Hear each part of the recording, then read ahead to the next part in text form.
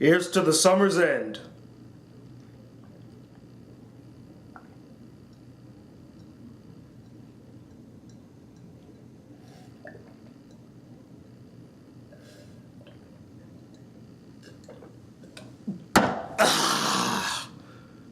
That was great.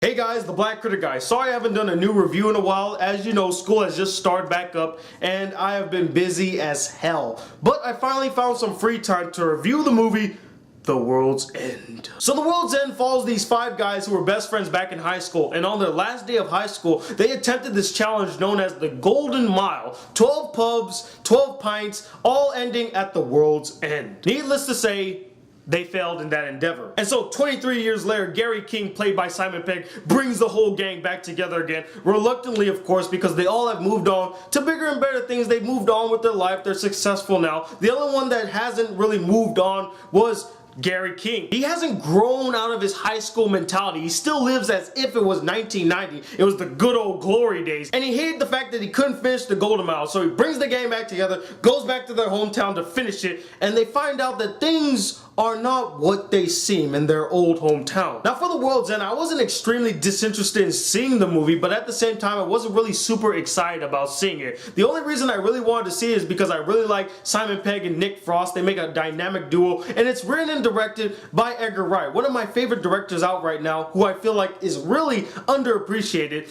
And after watching this movie, I gotta say, I really enjoyed it. I had a lot of fun watching it. I mean, the comedy was solid, the action scenes were kick-ass for the most part, and I really enjoyed most of the characters. I don't know which character I like the most between Simon Pegg or Nick Frost, because there'll be a scene where Simon Pegg makes you laugh your ass off, but then there'll be another scene where Nick Frost makes you laugh your ass out, and then Nick Frost kicks a bunch of ass, then you see Simon Pegg kick a bunch of ass. I guess they both are equally awesome in this movie. But I mean, that goes without saying. They're both equally awesome in every movie that they've been in. They're both equally awesome in Shaun of the Dead, Hot Fuzz. Paul, not so much. But I gotta say, between the two, Nick Frost surprised me the most, because this is really different from all the other roles that he's been in, because normally he plays the oafish, goofy, nerdy sidekick character. In this one, he's more calm and tamed, and he can kick a lot of ass. I was actually very surprised how well he handled all of his action scenes.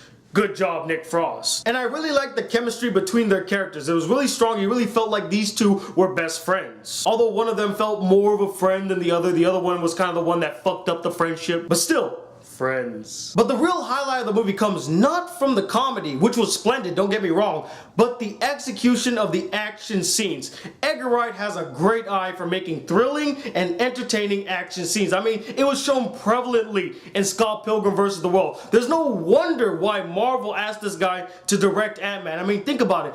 Ant-Man's action with Edgar Wright's style, I'm buying a ticket right now. But as much as I really enjoyed this movie for the comedy, the characters, and the action, I did have a couple of problems with it. First, pertaining to the characters. As much as I really enjoyed most of the characters in this movie, I felt like they weren't given enough material for them to really make a mark or even stand out. I mean, when I think back to the movie at this moment, the only characters that stand out in my mind are Simon Pegg and Nick Frost's characters. I mean, they had the best scenes with the funniest lines, the coolest action, the strongest bond. All the other characters, yes, they have their little moments here and there, but it wasn't enough for me to really remember them. The weakest character in this movie that I felt like was shoehorned in was Rosamund Pike's character. I mean, if she was not in the movie at all, I don't really think it would have affected the movie in any way, shape, or form. She doesn't really stand out. And I really didn't like the last third of this movie. Now, I can't say what it is because it's major spoilers, but it came off as preachy and philosophical, things I didn't want to see in a comedy. I just wanted it to be funny.